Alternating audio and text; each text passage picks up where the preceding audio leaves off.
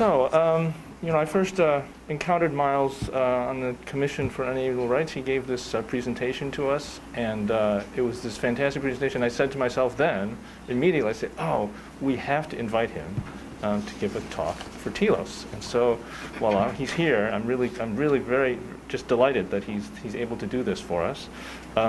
He is a professor of Chinese military and diplomatic history at the U.S. Naval Academy.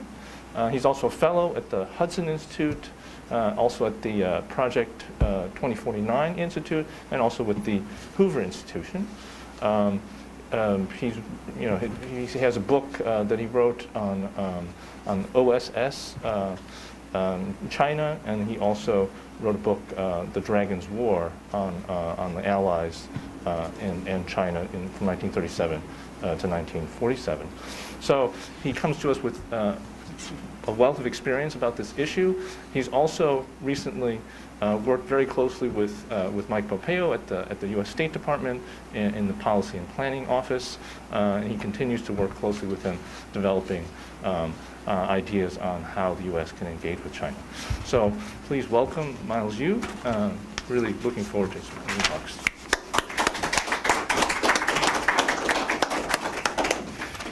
Thank you very much, and so it's a great honor for me to be here, and I don't know how to even say that name, Telos or Telos. So this is I know it's sounds very profound. It is very profound. I've been reading some materials. Somebody just told me a few minutes ago its etymology actually comes from the word teleology. So I say teleology, so I'm going to say Telos now.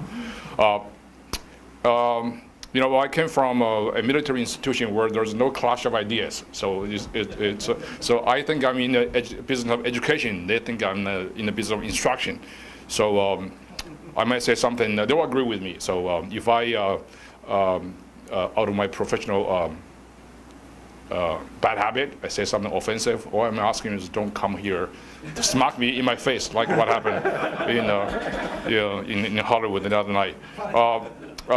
David, thank you very much for the very kind invitation and generous introduction. And as David indicated, I, for the last several years, been working for another fine Italian American, Mike Pompeo, who's our Secretary of State. He and I used to joke about he's very, it's the Army Navy thing, so it's always getting a little bit tense sometimes. And so he used to joke about he's being Italian, tougher, good, and very good filmmakers, and Ennio Morricone, Sergio Leone, all kind of stuff. So, so at one point I told him, I said, I am actually Italian American too, because I have probably 2,400th of Italian because of Marco Polo in there. so it's a great honor to be here anyway. Yeah. So now David asked me to give a talk, and I foolishly gave him a title: "Escape from Civilization's Predicaments." This is a predicament itself too, because it's too grandiose. So put me into this this kind of a quandary, but it did give me some time to think about it.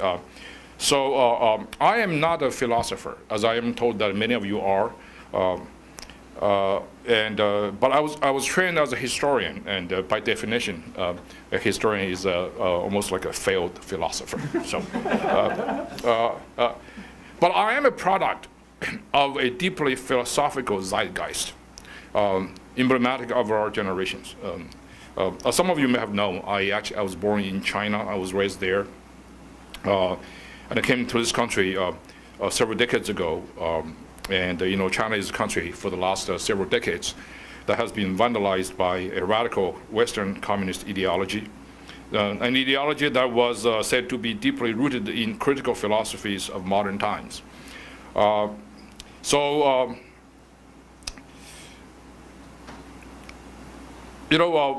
mentioned about the title of this talk. The talk, one of the problems is that it centers on my predicament is centered on the definition of the word civilization.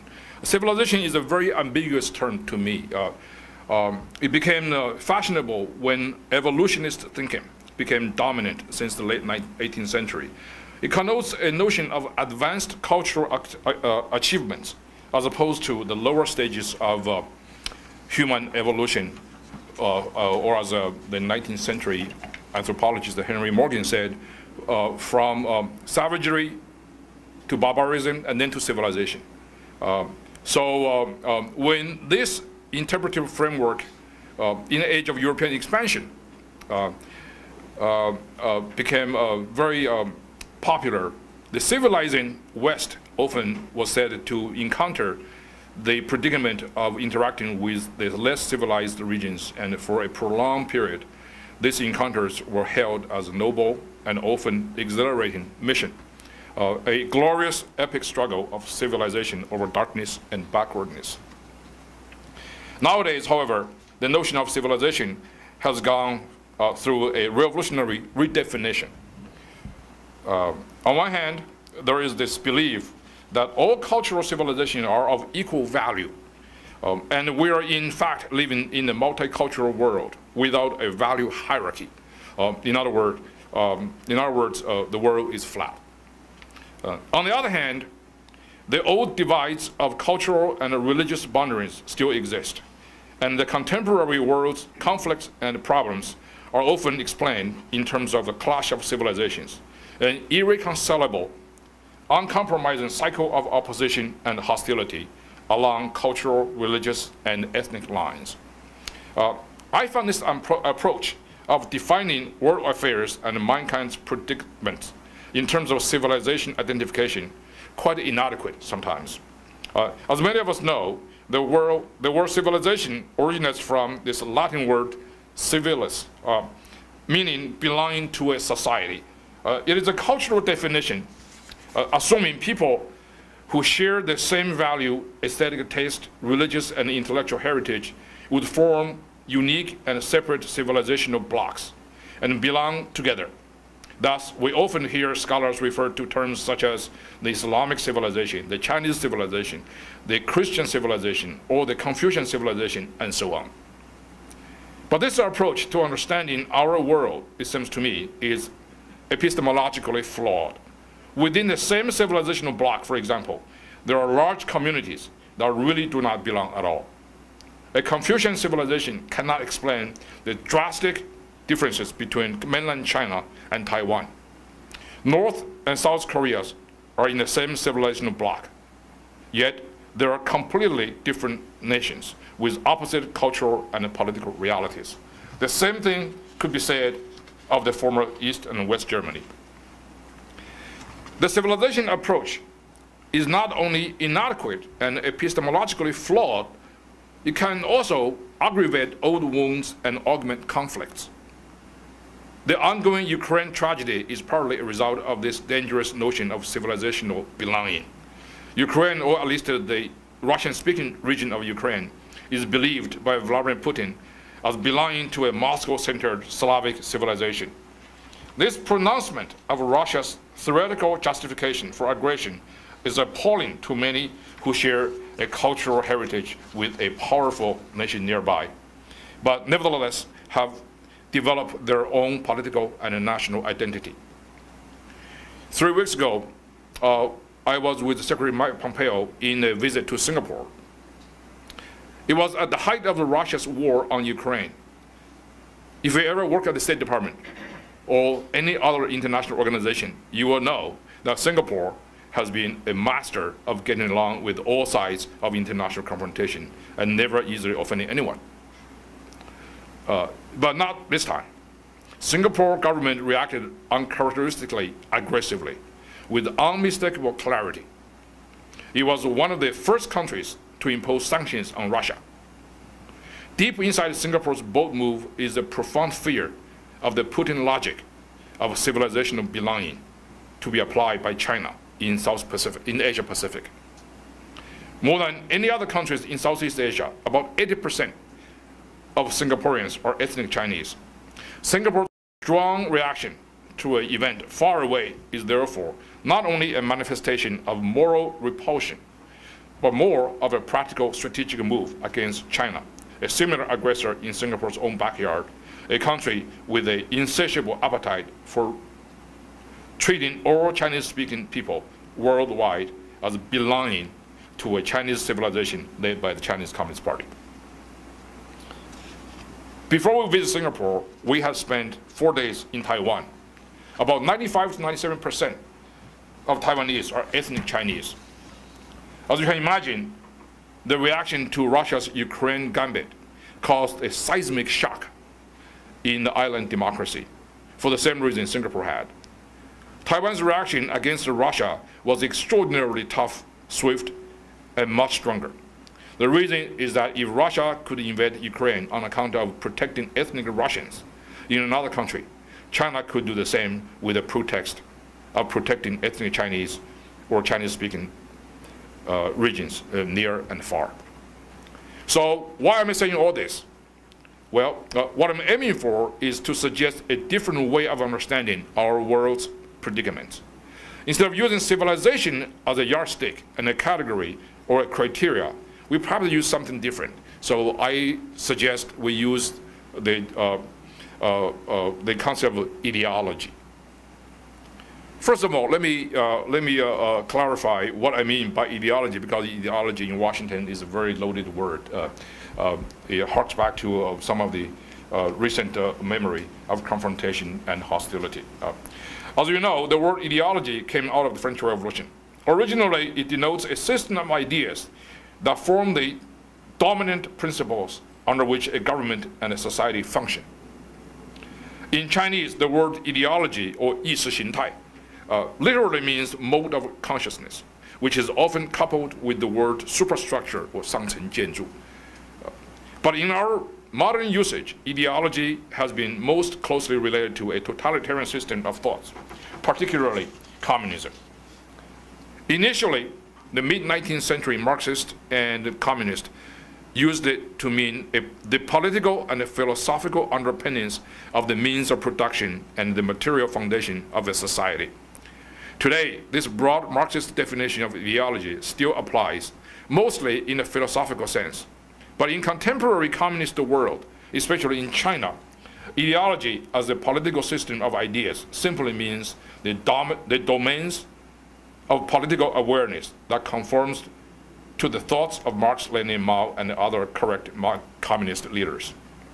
Of course, not every part of the world outside of America and Europe is communist. For these non-communist regions, ideology can mean also the conceptual and intellectual sources of human behaviors and the government actions and policies.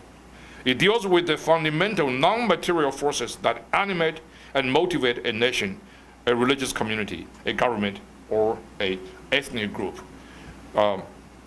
The fact that we have not used ideology to understand the modern world, especially to understand the communist world, is surprising to me. My childhood and early adolescence were permeated with daily readings of the fundamentals of Karl Marx, Friedrich Engels, Vladimir Lenin, Joseph Stalin, and Mao, all of whom fancied themselves as profound political philosophers of their times, deeply involved in their proletarian heroic epic struggle against their reactionary bourgeois philosophy counterparts, such as Kant and Hegel. While many children here in the United States were consumed by the ethos and useful ennui of Tom Sawyer, Huckleberry Finn, and the heroes of Horatio Alger and Nancy Drew, I was reading the German ideology, the critique of Hegel's philosophy of right, the conditions of the working class in England, the state and revolution, the Communist Manifesto, the 18th Brumaire of Louis Bonaparte, the quotations of Chairman Mao, and my favorite is Mao Zedong's on Khrushchev's phony communism and its historical lessons for the world. Like most Chinese immigrants of my generation, after I came to the United States more than 35 years ago, I also went through a prolonged and very painful intellectual deprogramming of my early indoctrination imposed upon me by my upbringing in a communist country. But truth be told, even before my new burst of freedom in this country, my normal youthful rebelliousness had already cast doubt in my mind about the philosophical foundation of Marxist ideology. Its internal inconsistency, its abject failure in predicting the trends of capitalism, its dogmatism, historical determinism, its empirical and epistemological inadequacies, and so on. Even though I consider myself completely cured of my former infection with the communist ideology, having also acquired strong immunity to it, and I have dedicated much of my life to dealing with the ideological world I left behind. That is to say, I'm acutely aware of the power behind a tortured world, fundamentally motivated and inspired by ideological powers and dogmatic devotions. By so doing, however, I have found that I put myself in an intellectual predicament of my own making. Truth is that I do not have many like-minded friends in this pursuit. I realize that America suffers from a severe case of poverty of ideology. Most people don't look at the world in terms of ideology, and we overwhelmingly base our this worldly judgments on actions and deeds, but seldom on the ideological sources of these actions and deeds.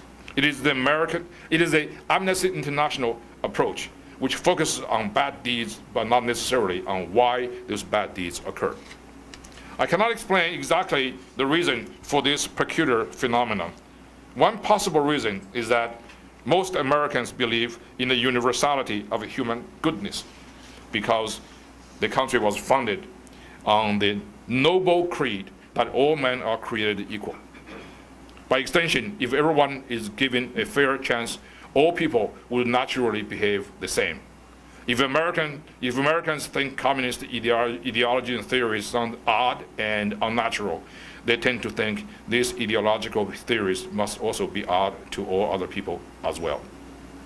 Moreover, the Cold War with the Soviet Union created a psychological resistance in American intelligentsia, as many Americans were genuinely scared of the war with the nuclear power. Political excesses such as McCarthyism created a backlash too among many ideologically untrained Americans. That's why, in my opinion, McCarthyism is one of the single biggest events that gave anti-communism in America a bad name. People who know the truth about communist ideology are afraid of pointing out the symbiosis between the radical ideology and the communist government's conduct, for fear of being accused of being an anti-communist McCarthyite. This poverty of ideology in the West has proved self-defeating when we deal with an ideologically charged outside world. It has led to abject failures in our foreign policy. Particularly devastating is to our China policy, as our national leaders and the leading intellectuals have not been able to adequately understand the fundamental symbiosis between communist ideologies and Chinese government policies and practices. George Kennan got this right about the similar symbiosis in the Soviet Union in 1946 and 47, but few have gotten this right on China. Western poverty of ideology also hampers our ability to effectively implement good policies as well. We all know the Trump administration correctly and courageously designated the Chinese Communist Party's atrocities in Xinjiang's Uyghur region a genocide. We went out our way to rally the world's support for our condemnations and sanctions against China's genocide in Xinjiang. Yet, we failed to get any Muslim majority nations to take an open stand with us in our collective pushback against Beijing's repression of their Muslim brothers and sisters. The reason is quite simple, because the US government's approach to Xinjiang was overwhelmingly focused on the deeds of the Chinese atrocities, but not the communist ideology behind the genocide. China's ultimate goal is to eradicate the Uyghurs' Islamic beliefs and ethnic identity. The Leninist state in Beijing locks the Uyghurs up by the millions in a massive concentration camp system, not just to physically torment them, but more importantly, to brainwash them and reform their thoughts into Marxism, Leninism, and the other communist theories. When we condemn China's deeds of repression, few Muslim majority countries care to join because some of them carry out physical repression of their own. But if we focus our effort on China's assault on Islamic religion in the region, in the Uyghur region, it will be much more effective, and it will be much harder for the ruling elites of many Muslim countries to ignore America's call for condemnation and sanctions against the Beijing's genocidal regime. Let me now spend a few minutes laying out how imperative it is for us to understand the singular importance of communist ideology in China's government functions. While most countries have a few fundamental principles, for the United States, for example, they include popular sovereignty, limited government, separation of powers, checks and balances, and federalism. Today, China still adheres to the official PRC fundamental principle laid out by Mao Zedong in 1954 that simply says, the force at the core that leads our cause is the Chinese Communist Party. The theoretical foundation that guides our thinking is Marxism-Leninism, unquote. In the 20th century, Marxist theories have gained even more prominence in China.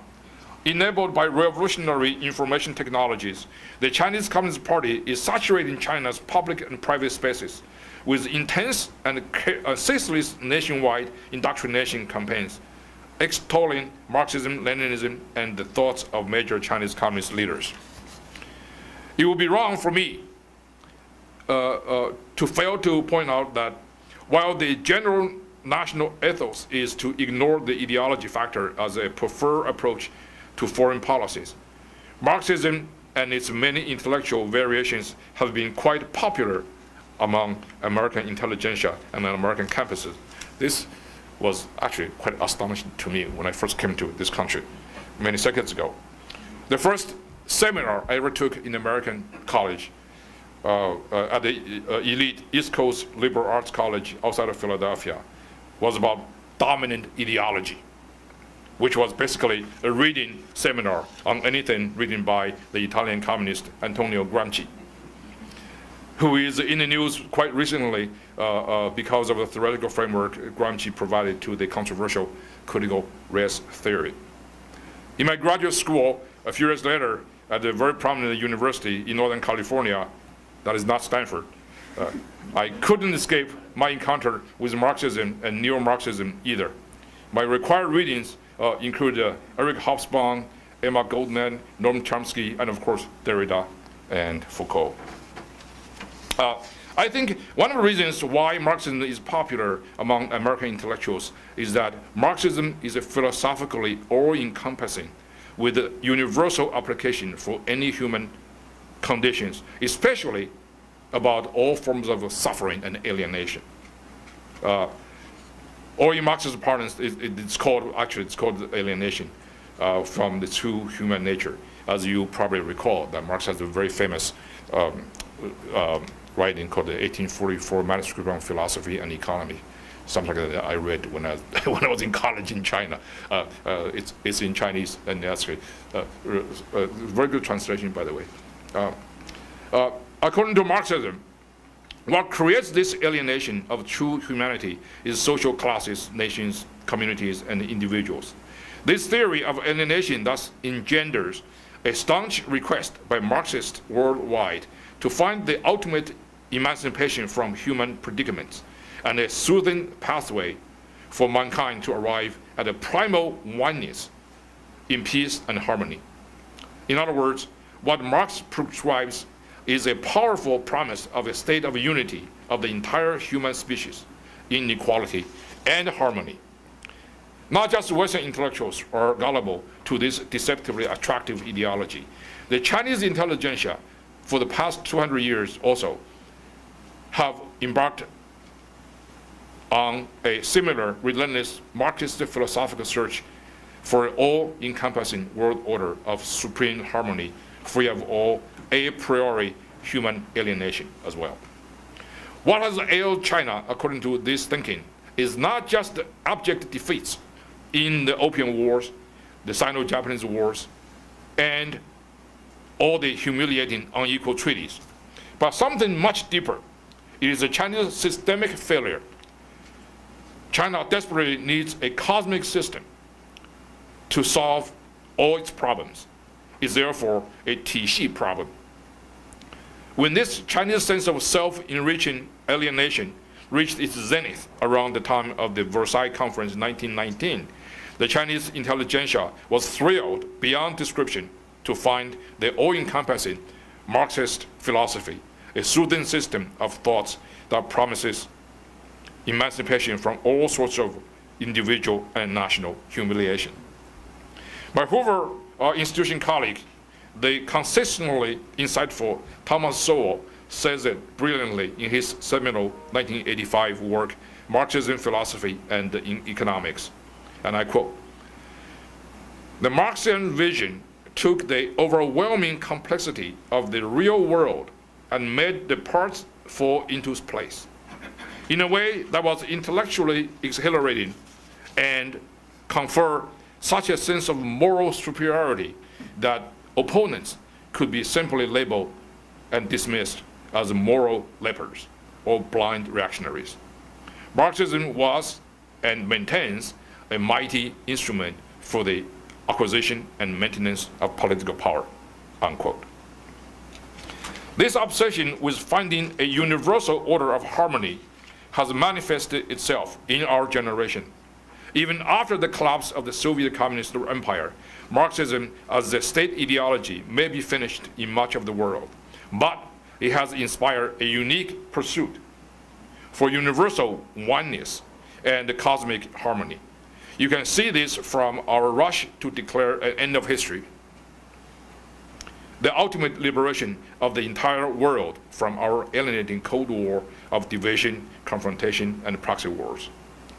Francis Fukuyama famously and infamously wrote in the national interest on the occasion of Berlin Wall's downfall in 1989, and I quote, "What we may be witnessing is not just the end of the Cold War or the passing of a particular period of post-war history, but the end of history as such.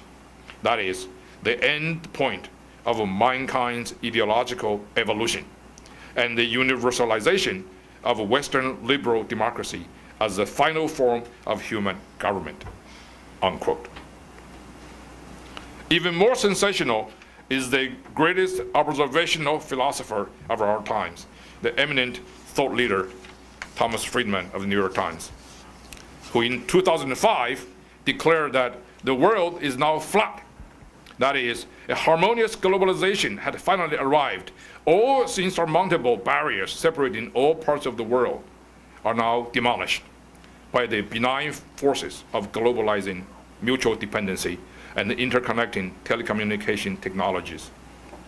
Shanghai and New York are basically operating on the same industrial and philosophical principles and political ethos, because Mr. Friedman had found excellent bagels and boundless supply of Starbucks coffees in both cities.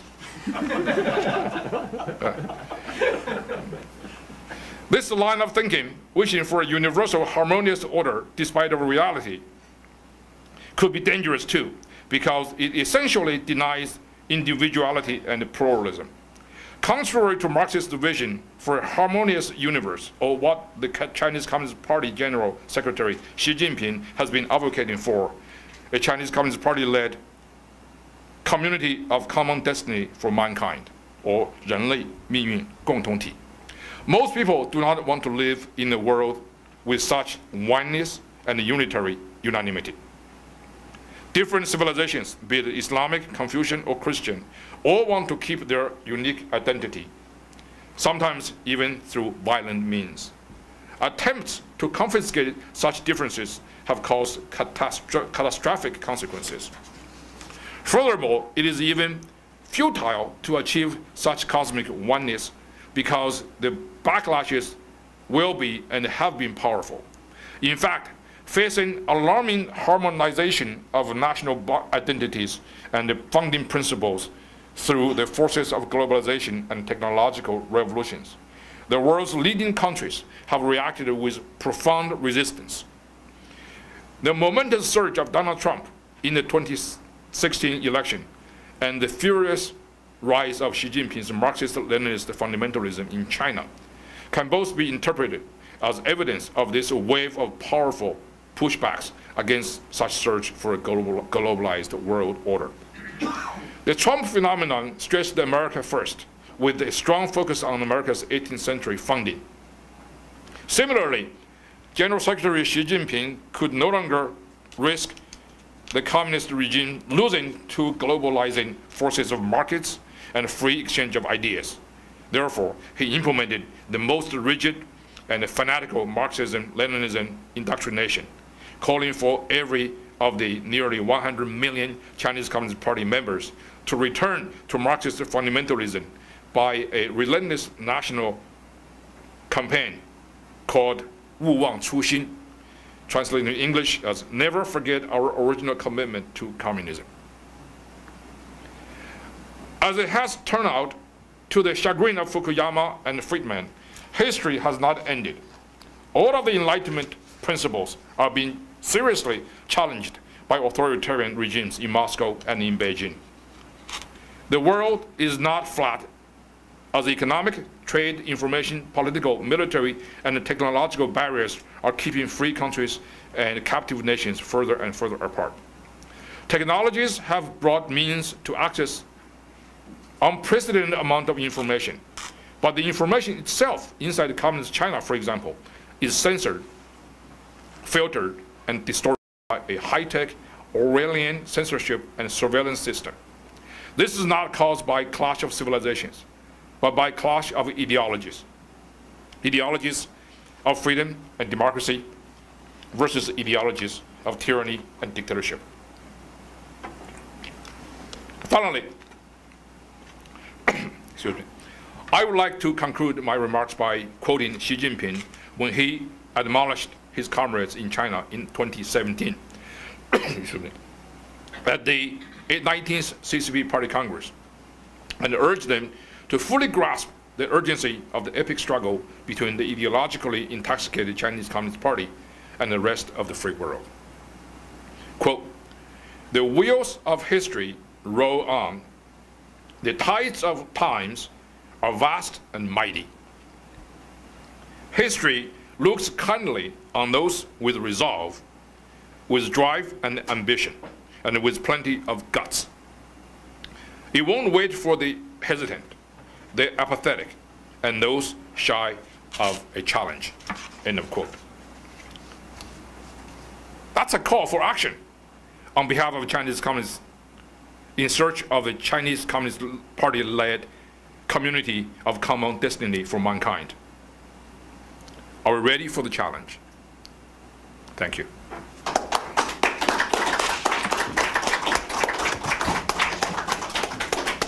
Thank you very much, Bob. Why don't you just, can you just restate? Okay, sure, absolutely. Yeah. You can take questions. Yeah. David, thank you very much. Miles, and thank you very much. Maybe before you speak, maybe just introduce yourself. Oh, I'm sorry. I'm Mark Stallman. I'm the president of the Center for the Study of Digital Life, and I'll be speaking tomorrow afternoon at 2 p.m. in session number 4. With a presentation entitled 3 Spheres, East, West, and Digital. I hope you have a chance to attend. Miles, you and I have a lot in common, as it turns out. We both had relationships with Andy Marshall at Office of Assessment. Thank you. I happen to have been one of a handful of Westerners who attended the second conference on Marxism at PKU. I took that opportunity to do 2 things. One of them was to try to have conversations with the Western Marxists who had been invited to dress things up. But far more importantly, I had extensive conversations with deans of the School of Marxism spread across the country. There was no Marxist-Leninism.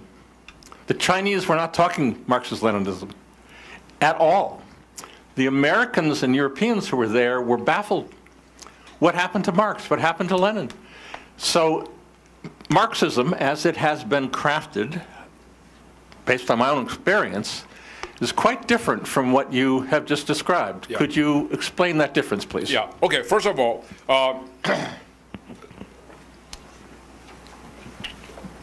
Chinese Communist Party was founded in 1921 by the Comintern, by the Third Communist International.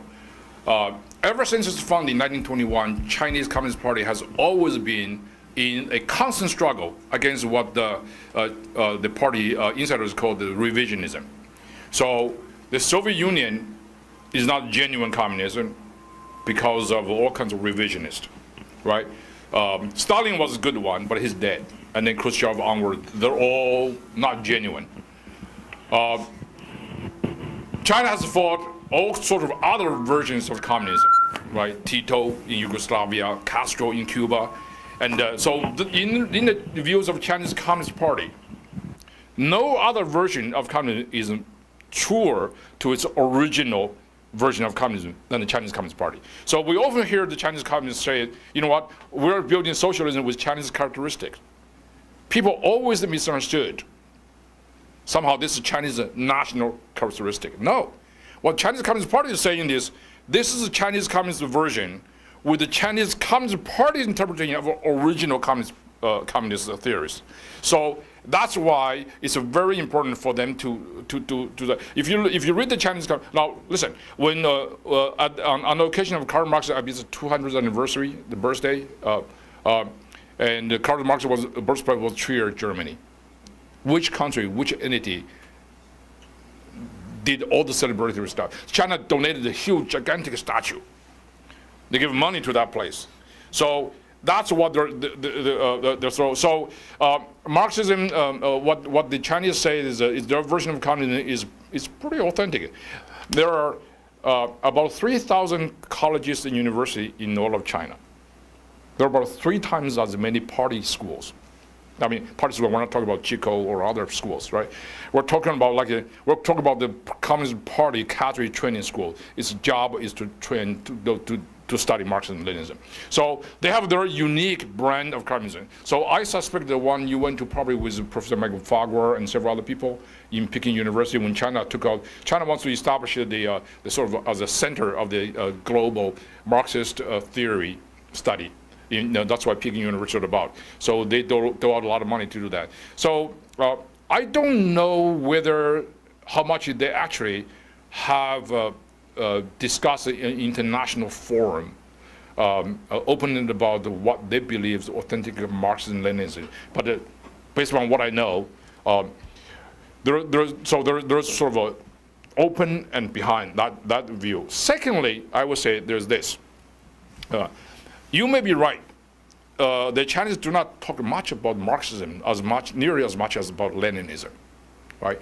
So in Chinese party school, in Chinese orthodox interpretation of Marxism, this placed a lot of emphasis on Leninism. Now, Lenin is different from Marxism in several ways. Number one, Lenin say, hey, listen, Marx said the most likely, the most possible, the most genuine communist revolution will first take place in the most industrialized countries, right? Like Great Britain, United States. Marx was wrong. Lenin said, no. The imperialism is kind of a chain. It's global. Therefore, the opposition is most likely to break out, to break at the weakest link. So that's Lenin's theory. China is really much into the weakest link. That's why China, unlike the Soviet Union, always very keen to fomenting communist movement in the so-called third world, right? Because that's the weakest chain. So another thing is, unlike Marx, Lenin really stressed the ultimate importance of the role of the vanguard of the proletariat. That is the party. So Leninism is really important. In China, you go anywhere, I mean, party is supreme. Party rules every aspect of human existence, right? So that's why, that's Leninism. And this is all theory, there's a lot of theories over there. So what I would suggest is, seriously, if you read the People's Daily, you read Xinhua, right? Just read them every day. I mean, party talk. Xi Jinping is not like an alien. He talks language that, it's like Elon Musk. Elon Musk talks English that I don't understand, but it's revolutionary. He's an out-of-box thinker, right? Xi Jinping talks about different kind of out-of-box thinker. It's all full of jargons. I mean, this guy has a PhD in Marxism from Tsinghua University. I mean, that's what they are. I hope I understand the question. microphone. Right behind you, Dory.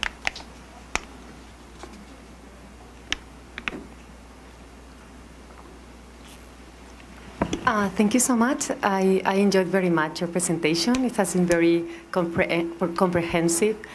So there are many different topics, but maybe I would like to ask you, because you have been talking about the class of civilizations and then the class of ideologies. So I wanted to ask you whether you understand today's international context or a scenario, not just as a class of ideologies, but maybe as a class of power and domination. We have different ways of understanding the international society. So I think that we all believe in an international society that it's going to be built upon international organizations, cooperation. Maybe that's a little bit idealistic, no? And maybe what we're having now, it's civilizations, ideologies, but also power and domination, which perhaps put us back, you know, like we're in the 21st century, so we should be making some progress, and sometimes it feels like we're going backwards. So maybe you can tell us a little bit about your ideas. Thank you again. I really loved the presentation. Okay. Thank you. That's right. So there's a reason why I want to frame my presentation as a philosophical discourse, not a discussion about geopolitics and power. You know, one of the most amazing books I've ever read about Marxism, in addition to those classics, is by the Polish writer Kolakowski. Kolakowski, remember the first sentence of his book, he said, Karl Marx is a German philosopher. That, to me, is an astonishing statement. He's not a communist. He's not a socialist. He's not a social scientist. He's a philosopher, right? So that's why I want to basically try to get as much of the sort of philosophical underpinning of the actions and the thirst for power, right? Now, if you want to talk about power, yes, they're all related, but that's a different domain. That's for like something like an Association for Political Science convention, right? To talk about that kind of stuff. But I'll just give you one example. For example, the Chinese Communist Party leader Xi Jinping, he has been known in the West as a guy who has conducted an incredible amount of purges. Right? I mean, he purged like thousands of people. The entire high command in the People's Liberation Army from his predecessor are purged. We're talking about like 5 stars, 4 stars, but hundreds. The reason he does this, you might say, you know, from your perspective, I'm sorry if I haven't misunderstood your question.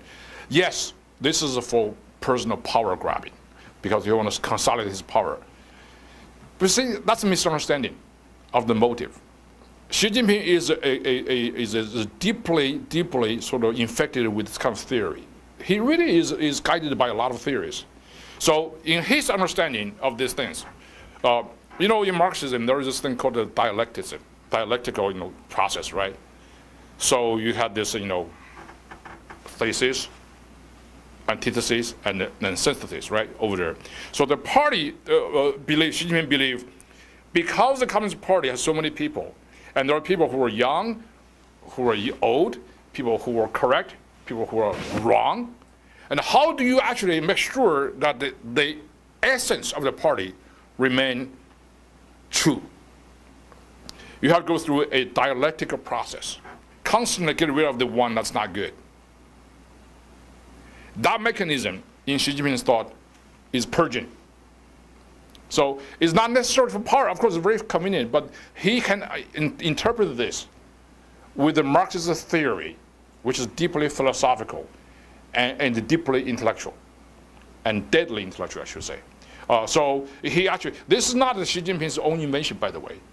If you look at the history of the Communist parties, they're full of purges. I mean, this is different from, this is different from the kind of feudal communism. That's a phrase I just invented. Right?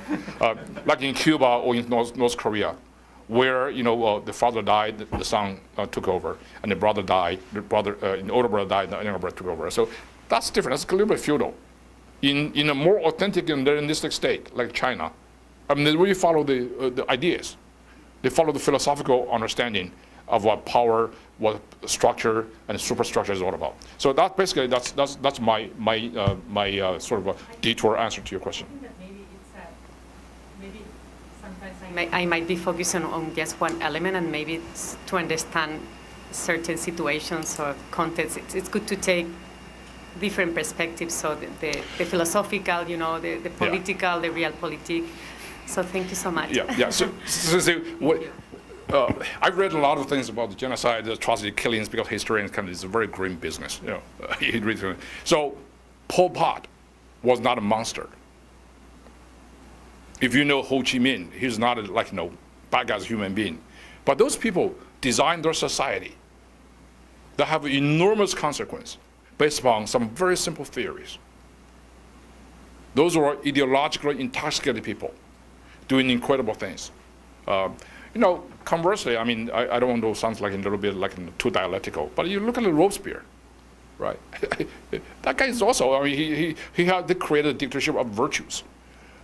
So ideas matter. So individual power, yes, of course matters. Sometimes the mingle. Vladimir Putin, I mean, he did some terrible things, but he has some theories, some ideas, and that's why I'm trying to understand very hard. Okay, so and that's why Putin was not a monster in the eyes of this powerful ideology. He's like what, 85% like popular approval rating in Russia right now. That means he actually was able to tap into some kind of national psyche that's much deeper than his personal ambition for power.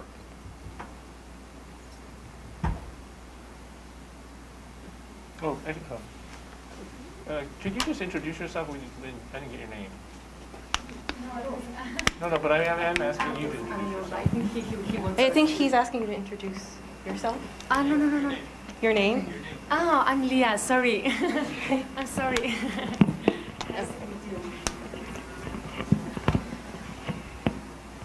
Hi, my name's Casey Spinks. I'll be presenting a paper tomorrow morning. Thank you for your talk. I was struck by one point where you compared developments in 2016 with both Xi Jinping and Donald Trump's. Yeah. And I was struck by the fact in which you mentioned that both of them were straining to bring back these values and ideologies from the past. Yeah. And of course, you know, I fully agree with you. Ideas are very important here, but I'm also struck by the fact that these are reproductions of ideas, not perhaps the production of new ideologies and things that are kind of pushing us into the future, but rather either straining to go back or try. And I would say even some of the responses to Trump's rise exhibit some of those characteristics as well. Like our democratic values are at stake if we don't beat Trump's, things like. So there's a lot of reaching back towards the past. So what do you think is going on there with these ideas? Because as important as ideology and ideas are, it seems like Fukuyama is right, at least in one sense, in that we aren't seeming to be producing new ones. Okay, so I don't think we're living in the age of nuances now. That's itself, I think, can explain the rise of Donald Trump as well, because we live in the age of information where we have so much information we don't know what to make of it, sense of it. I think Donald Trump's genius is that he could articulate some very simple things using a very straightforward language that the commoners could understand. And he tapped into the national psyche when he could relate globalization as a force to extinguish unique American tradition. And that's pretty powerful, right? You tap into the Tea Party. I mean, it's not Donald Trump, Tea Party had before him. So I think he could make the voice heard and echoed. And so I think that's you're absolutely right. I mean, it's not a new idea, but I was not saying it's new. What I say is he tapped into the national psyche, and people have this anxiety. So when I was reading all those angry articles, you know, from all the publications, now reminds me of this kind of a profound perplexity several generations ago, when I was in graduate school, one of the books I read which struck me most was The Education of Henry Adams. It's an amazing book, because that also was the United States by that time, by the late, the end of the century, right, turn of the century, it went through this profound change of ethics, of ethos, and revolutionaries were no longer needed. The heroes of the society were no longer moralistic virtues and John Adams and James Madison. It's robber barons. It's people who have money, right? So those people go through all kinds of changes. And he was also profoundly perturbed by the rise of a different kind of a world order. Might makes it right. So the loss of like a moral argument, moral persuasion. And I think, Americans were profoundly troubled by those things, by globalizing forces and globalizing technologies. I think Trump was like that. But I don't want to get into trouble so that some of you can come back and smack me in my face because of we're talking about Donald Trump in New York City. This is like, I'm trying to refrain from like use another phrase that Joseph Conrad is famous for. Yeah.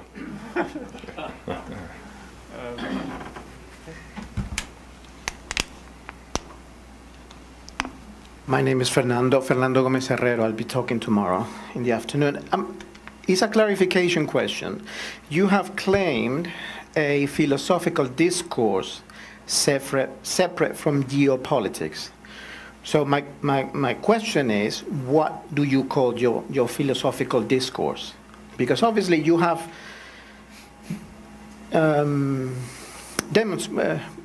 shown a visceral anti-communism, anti-Chinese regime, okay? Whether we find that convincing or not is another matter. Yeah, whether we're sympathetic with you is another matter. But I'm wondering your self-description, your self-definition as to how you understand the term philosophy in your own explanation of things. Okay, so I think you're right. You use the word claim. I did claim that I tried to separate. How successful my attempt was, that's a different matter. So I don't think I have a visceral sort of emotional response to the regime. I mean, I've led that country almost 40 years now. So time, as a famous geostrategist in Washington said the other day, the passage of time does bring significance in reality. So what I have benefited from the passage of time is actually this kind of psychological distance between me and that.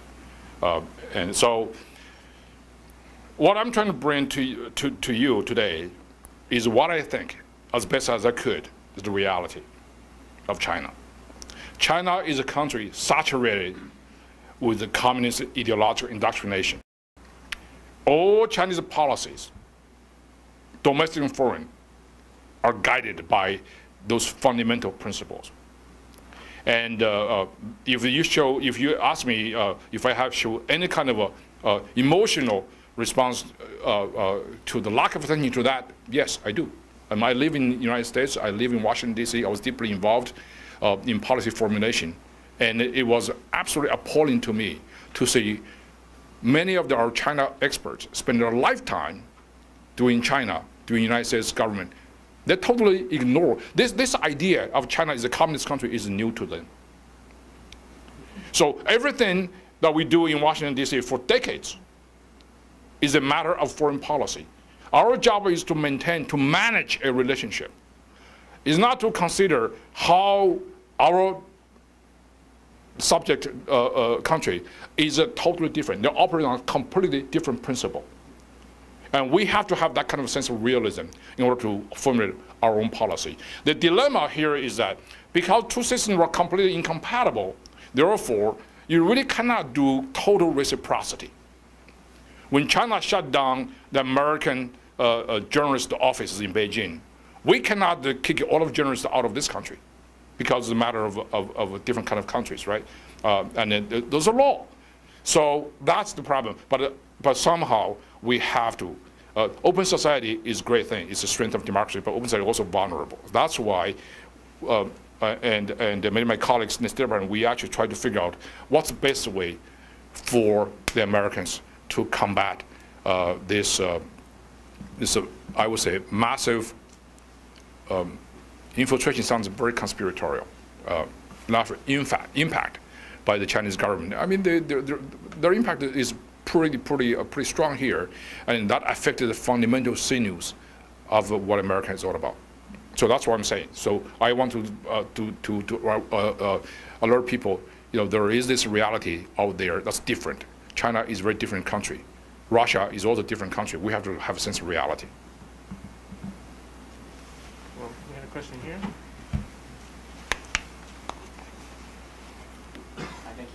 Good afternoon. My name is Alex Hu. I'm in undergraduate junior at Yale University. It's my first time at a Telos event, so thank you. I have a question about the ongoing Confucian revival in China right now, or rather the general sort of religious revival, right? I mean, the Confucian case in specifically, you have the Communist Party sort of astroturfing the church movement and all of this.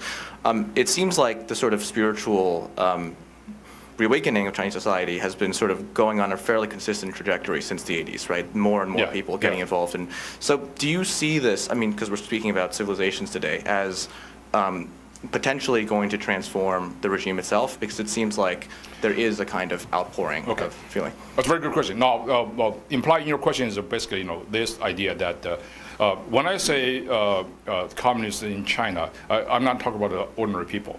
Overwhelming majority of Chinese people don't really believe in communism at all. However, China is a dictatorship. What really matters is the power elite, the ruling class, the 100 million party members.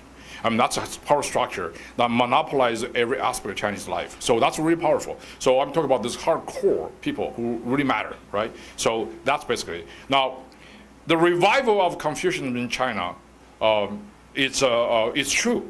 It's been happening, but it also is not happening simultaneously. Confucianism is a very good, convenient way.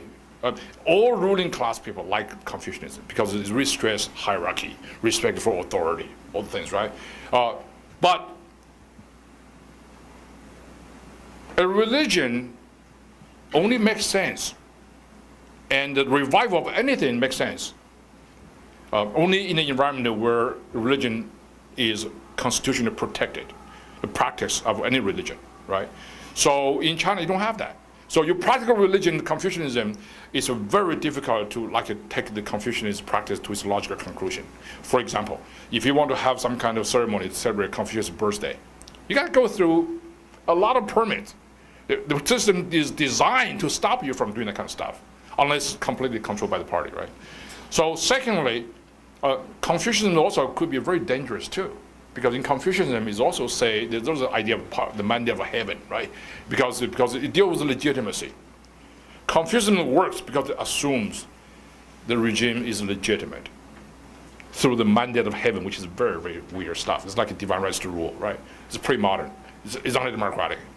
But the Chinese people were always very, very keen to develop some kind of mass psychology to assume the regime in power may have lost its mandate of heaven, right? So that's why, and people don't have any tangible proof to get that kind of a message. Historical history, the most tangible proof is always through signs of earthquake, fire, floods, right? And that's why the Chinese Communist Party is really scared of any mass movement, any religious movement. Once you develop to a certain scale, it will be done.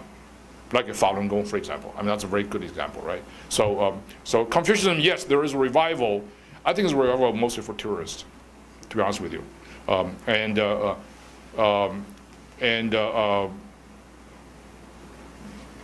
There's only one good Confucian scholar that I can think of right now who can say something with a little bit of immunity.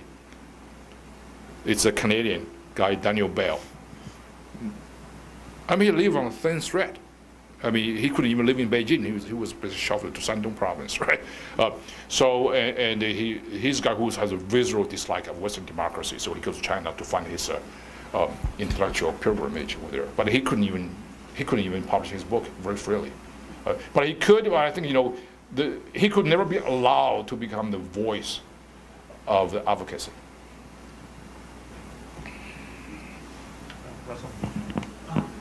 I'm Russell Berman. Miles, thanks for the talk. I'm still Russell Berman. Miles, thanks for the talk.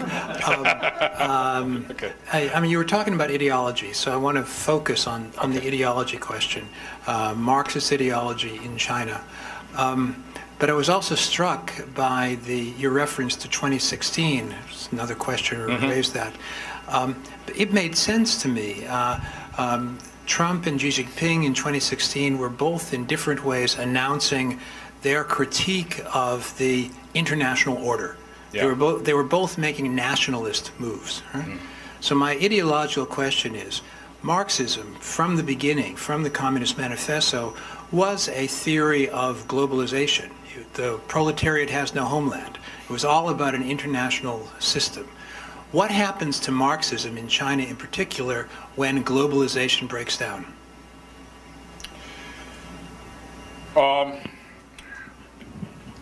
I don't think I quite understand your question, but I think I understand. Okay, but I don't know whether the correct one. So I may be a revisionist or Marshall Berman thoughts.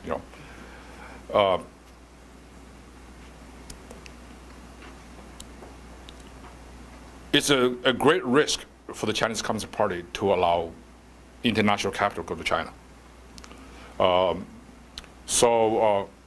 But they really cannot afford not to do it, because the Chinese economy is about 50-50, right? So 50% of Chinese economy is controlled by the government directly.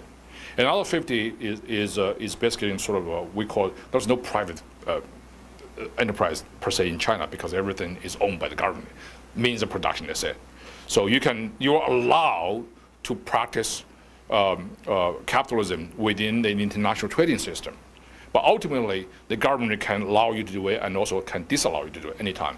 Alibaba, all other things are the same thing. However, this sort of non-state factor has been the sole source of China's economic growth. Almost 100% of China's economic growth has come from that private sector. And that private sector has become very, very powerful. It's intrinsically related to international capital, right? Like say Alibaba. Alibaba basically is China's version of Amazon. And it's much more powerful than that. So Alibaba has built a consumer database of 550 million people. That's a lot of people. How you bank, how you do. Unlike the United States, in China, everybody, the payment system is all through this. Credit card is ancient, Checks is what?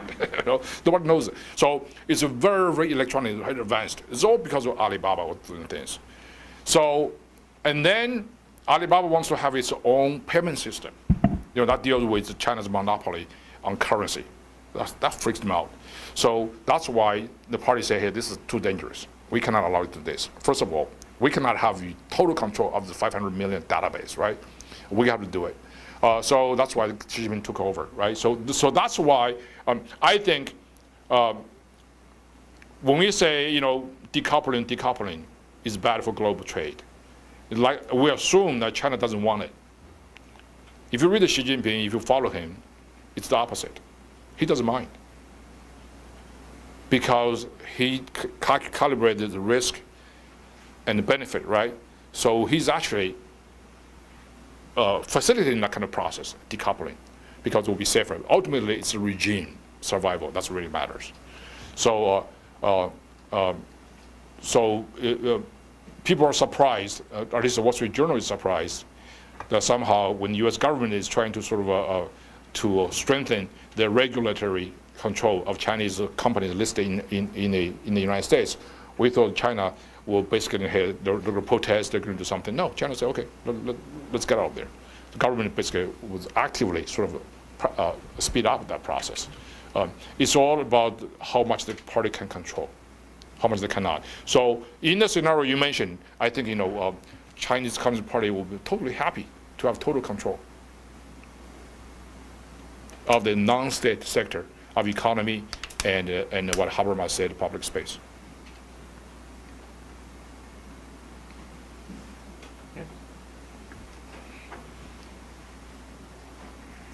Thank you, Miles, for the wonderful talk. I think I just... Introduce yourself. Oh, yeah, I'm CJ Yao Sijia, from University of Nebraska-Lincoln. So it's wonderful to see you and talk, and it's really very intelligent and at the same time very humorous. No, you know, you make me feel like I'm dead. You know?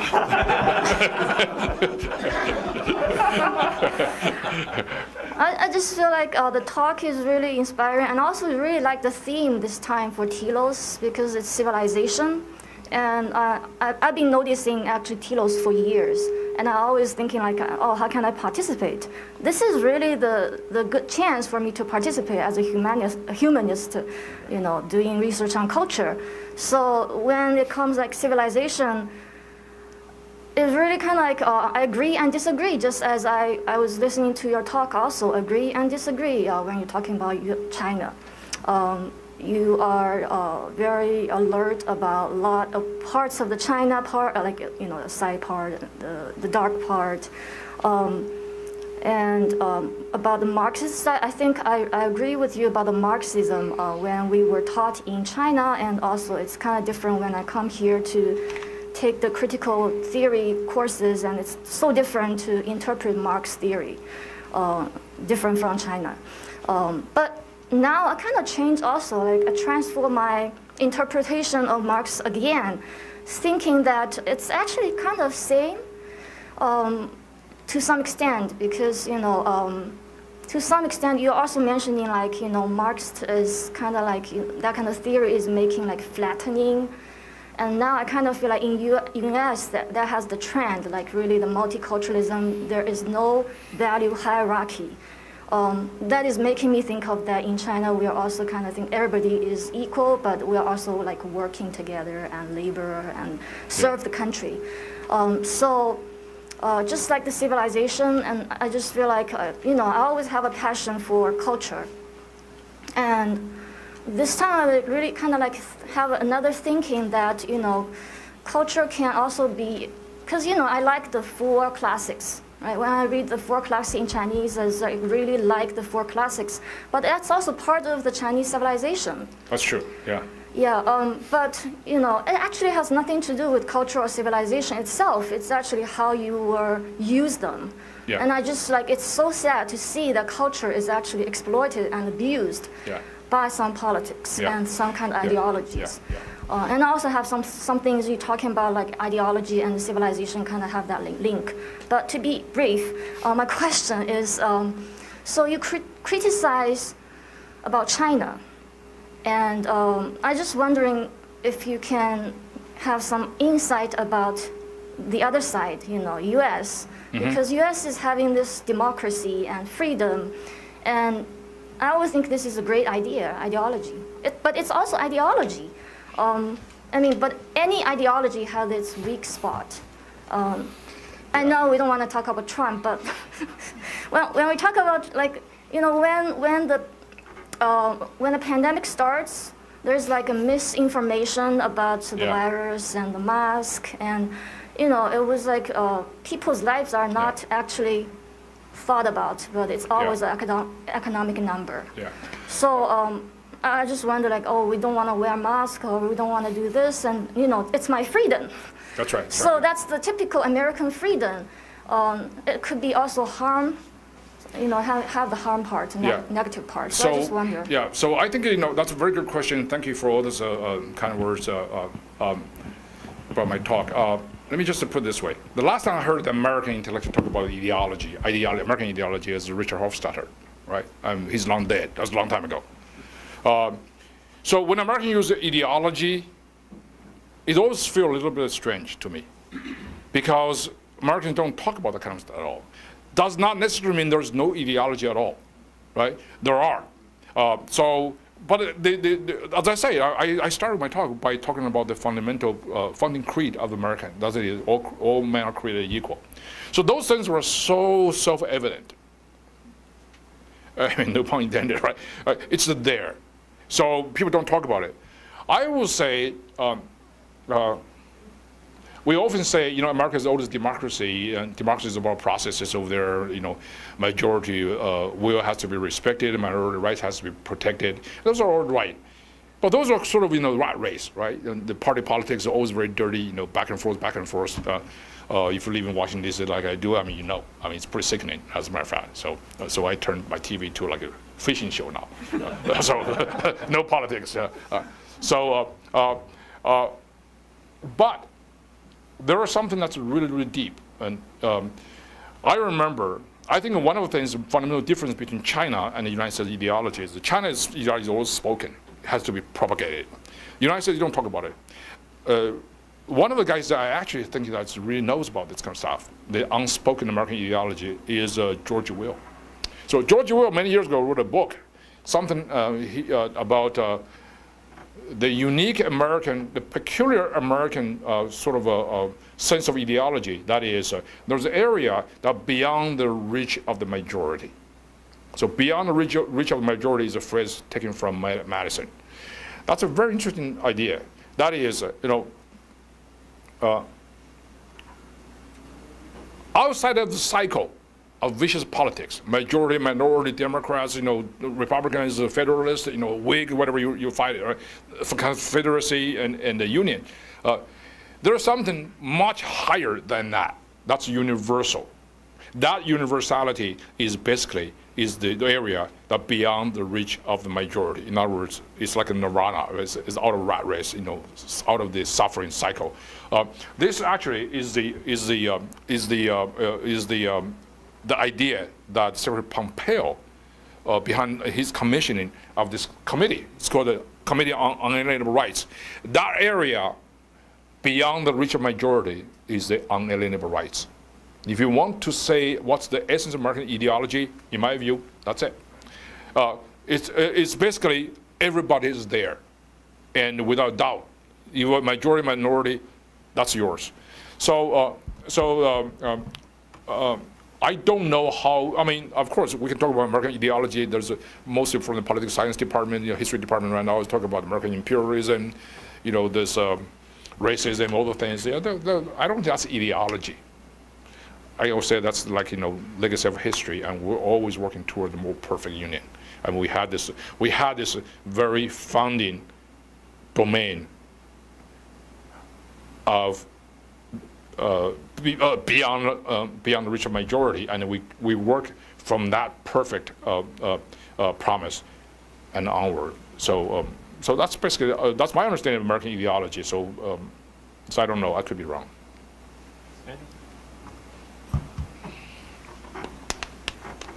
So much. Andrew Wender from University of Victoria in British Columbia. Thank you so much for your talk. The colleague just before me, in referencing the pandemic, was getting to one question that I wanted to ask. And if it's okay, I wanted to ask a follow-up to that, in addition with a very brief follow-up to Russell's question. So in two parts, I appreciate very much that your perspective is a philosophical one, your analysis is a philosophical one and not a geopolitical one. But I wanted to ask, from the perspective of how the philosophical argument is applied, what do you see as the ideological motivations for the Chinese government's policy approach to COVID? So zero COVID, for example.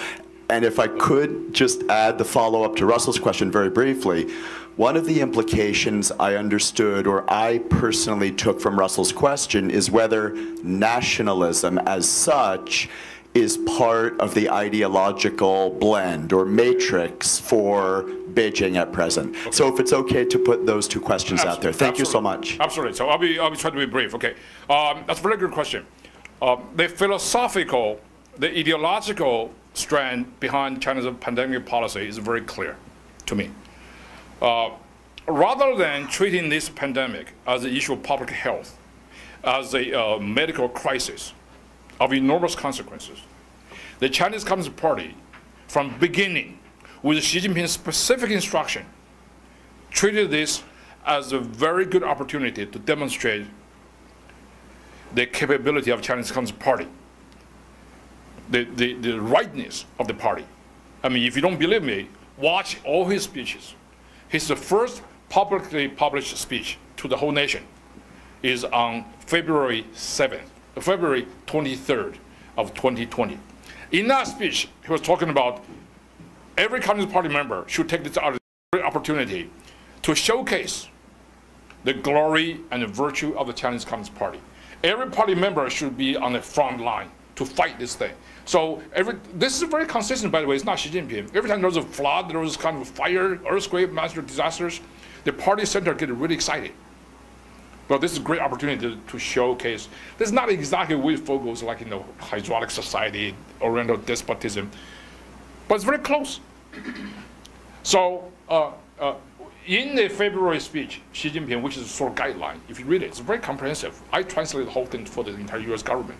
The next day it came out. So, and people get it.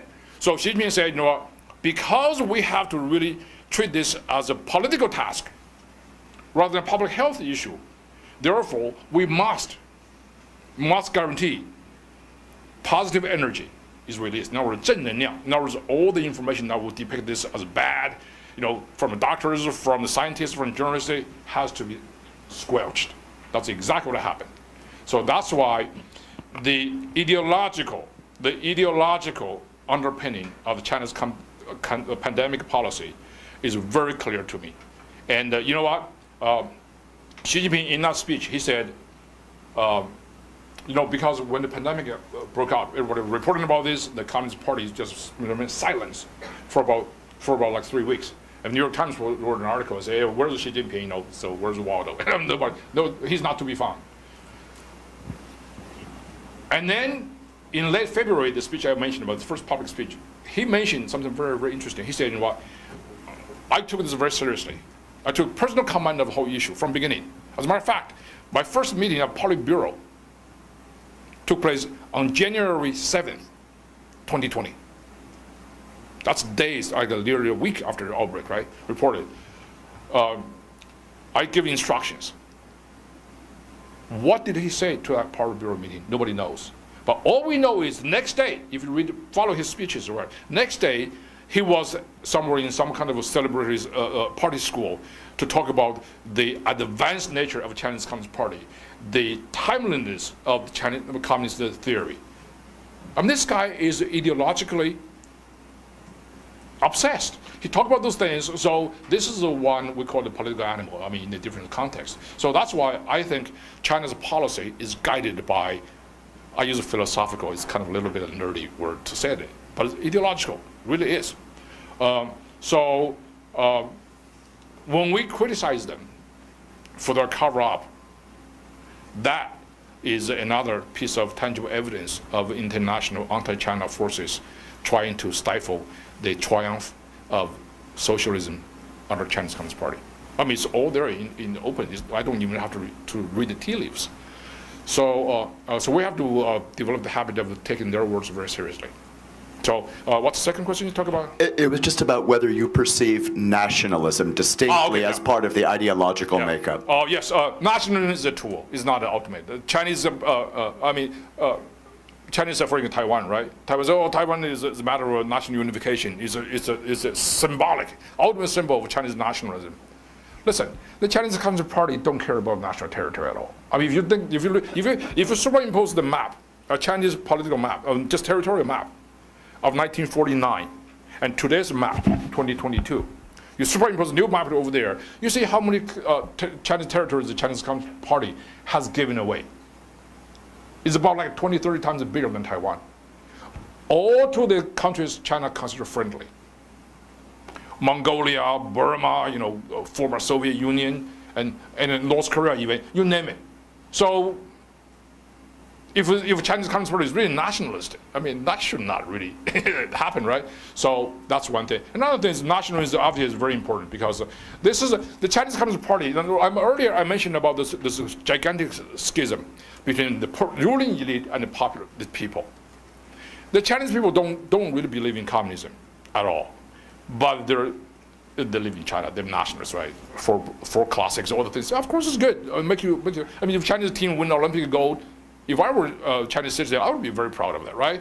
As a matter of fact, I'm proud of all the people who won won medals, right? So this is a this is something that you champion this thing. So I would consider that Chinese nationalism expressed in a normal way, but that Chinese nationalism has been exploited to the greatest extent by the Chinese Communist Party to use that for geopolitics, particularly in South China Sea and other regions, because China uses nationalism to champion its big power status. I mean, China is a 大国, right? And all those other tiny countries over there in the periphery, the Vietnamese, the Philippines, they're 小国, they're little countries. They openly say so. So there is kind of a little bit of chauvinism over there. In that sense, I think there is kind of a Putin idea and a Xi Jinping idea. They converge, but ultimately, I think it's something deeper than that. If China really is a nationalist country, the party probably should take care of its own people, right? National needs. I mean, look at China. I mean, the oppositional clash is so ready to erupt in China. You watch what's going on in Shanghai. The Chinese Communist Party said, you know what? We found some kind of cases, right? About 200 cases of asymptomatic test. The whole city of 22 million locked down. Are you kidding me? So that's, I mean, people in Shanghai is just had enough now. I mean, so in other words, I mean, the tension is there. So I think the party always is, Xi Jinping have two great things to say about Chinese system. He said the reason China is doing great from his perspective in terms of COVID is because China has two advantages. One is the superiority of the socialist system. Secondly is the glorious leadership of the Chinese Communist Party. When it does, by that he said, he could master enormous human and material resources to do big things. And he has a phrase for the 集中力量办大事. It's true.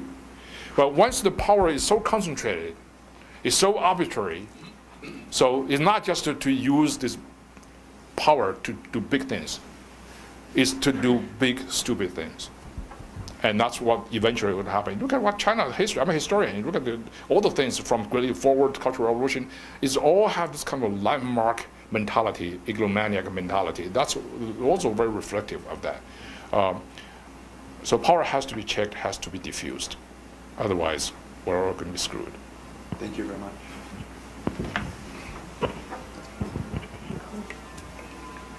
Yes? Sir, I think there is a question in our Zoom chat, so I will read it out loud. Great, thank you. It is from Karen Skinner, and they ask, Miles, do you think we got it right in policy planning at the State Department when I started talking about China as a civilizational challenge? Yeah, I think it's right. I mean, I think when I say civilization, when you use the phrase, hi Karen, by the way. Okay.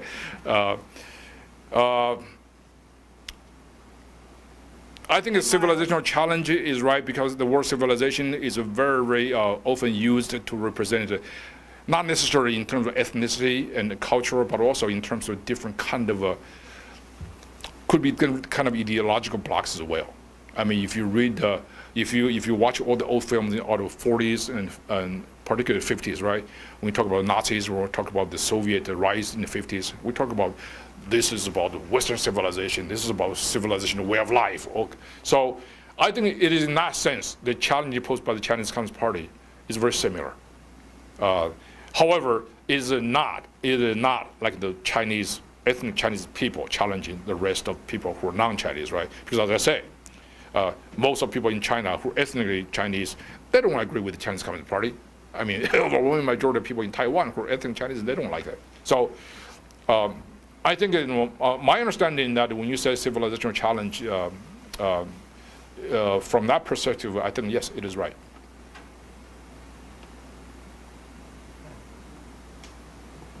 Other questions? Oh, right here. Hi, thanks so much. Mark Weiner from New Haven, Connecticut. Alex, we should talk afterwards. Just a question, if you could elaborate a little bit. Was it your claim that civilizational as opposed to ideological or explicitly philosophical thinking has been the basis for past State Department policy formation toward China. Could you give us a greater sense of that, if I understand it correctly? And if that's the case, how would you compare or contrast that with the intellectual tendency that undergirded policy formation toward the Soviet Union?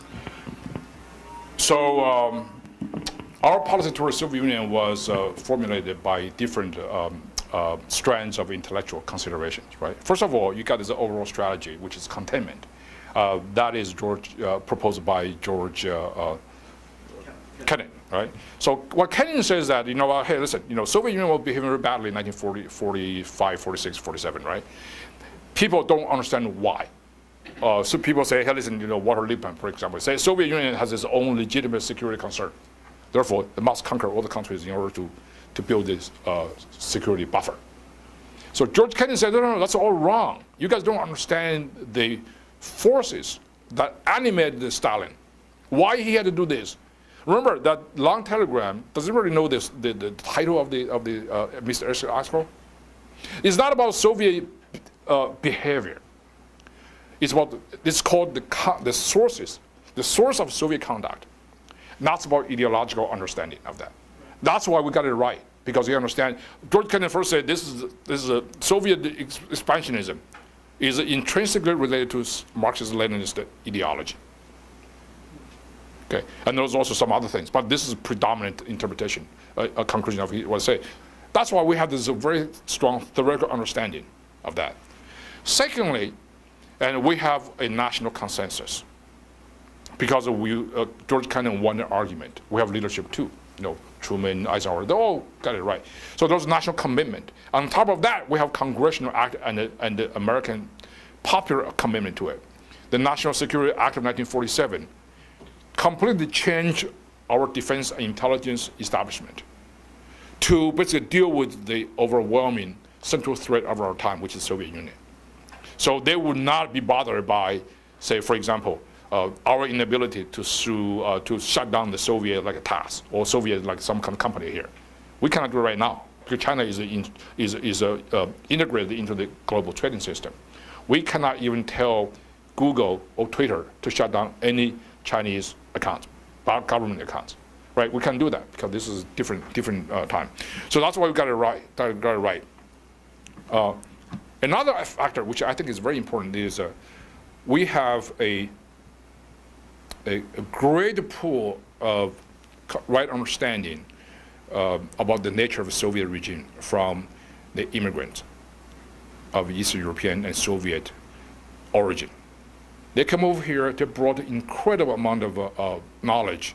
And those knowledge were incorporated into American foreign policy formulation. You name it, right? Madeleine Albright just passed away, and her dad was a Czech diplomat who defected, who became an eminent Soviet expert, right, out of Colorado, who taught, among others, Condoleezza Rice, right? So everybody understand that. You got Brzezinski, all those guys, Kissinger, they have very good sort of old world wiles about the nature of the Soviet regime, and they all have this have the kind of ideological training, I would say, grounding, right? Whatever they do, they understand. They can understand the regime not just from nationalist point of view, but also from ideological, philosophical, and intellectual perspective. That is very important. In our China policy, we used to have some of the stuff, but because of Vietnam War, because of McCarthyism, it was never that much. There's no immigrant voice, first of all, right? And then we had the 1972 framework. Richard Nixon and Henry Kissinger with China, and struck a deal with China. So 1972 framework, which has been dominant in our China policy circle for more than half a century, which is fundamentally wrong. Because what that did was very geopolitical, right? It's basically, the deal was, the two key elements of the 1972 framework of US foreign policy toward China. One is we're going to engage China, engagement. The engagement in the hope that to induce change, to force China to make a change. If we say bring China into World Trade Organization, so the thinking is that China will behave like a responsible person, right? Entity, a factor, and then we treat them like there's always bring China into the bring China into the community of nations. That's the idea. Now, I mean, forgive me for saying this, but that's a very 19th century missionary sort of thinking, right? China always needs to be led into salvation by somebody from outside. But that really soothes our soul, so we're comfortable with that. Secondly, the 1972 framework is fundamentally non-ideological. The deal was that we're going to seek common interest. U.S.-China will benefit together. It's called a win-win. So the fundamental framework of U.S.-China relationship is just a matter of trade-off, mutual trade-off interest, right? About those major areas that we're not going to agree on, human rights, communist ideology, intellectual property, right? Taiwan, all the other issues, unpleasant issues, we're not going to talk about it. Chinese call it 求同存异, right? Seeking common interest, cast aside differences. So as a result, for nearly 5 decades, we don't talk about the issues that really matter. About our national security, about our conscience, about our morality. China got away with egregious violation of all sorts of things, but then we do have some common interest. China knows that, but this common interest will be used by the Chinese government as leverage, either in the Vietnam War, because we need China to get out of quagmire there, or in our dealings with nuclear threats from North Korea or Iran. China always play cards. So we are very smart about how clever we are putting the China card against the Soviet Union. It has always been the case that China played the US card much, much more successfully. And we have a permanent class of China lobbyists in this country who have influenced our foreign policy formulation toward China just tremendously. And I think Trump administration, I don't want to brag about it, but we have we definitely minimize those impact. So I think I'm very proud of being part of that process, and along with Russell and Chiron and several other people in the policy planning. We did. It was a good run. I enjoyed it. I wish the train ride would be longer, maybe 4 years longer. Yeah. Just as a follow-up, just so I understand. So it's the international political settlement of 1972 that is in some sense the origin of the non-ideological thinking of today in relation to China. That's right. That's right. So that's basically, that's kind of a peculiar Chinese version of history is over, right? The end of history. So 1972 is ended. So that's why when we say, hey, listen, Berlin Wall came down, therefore no more communism. Wait a second, there was a huge communist party there. I mean, it's pretty communist to me. So for those of us who grew up there, I mean, it's pretty obvious, right? But it's not in America's collective consciousness, particularly in the policy elite circle. Well, we're at the end of our time. I would like to thank Miles again for a fantastic talk. Great discussion as well. Yeah?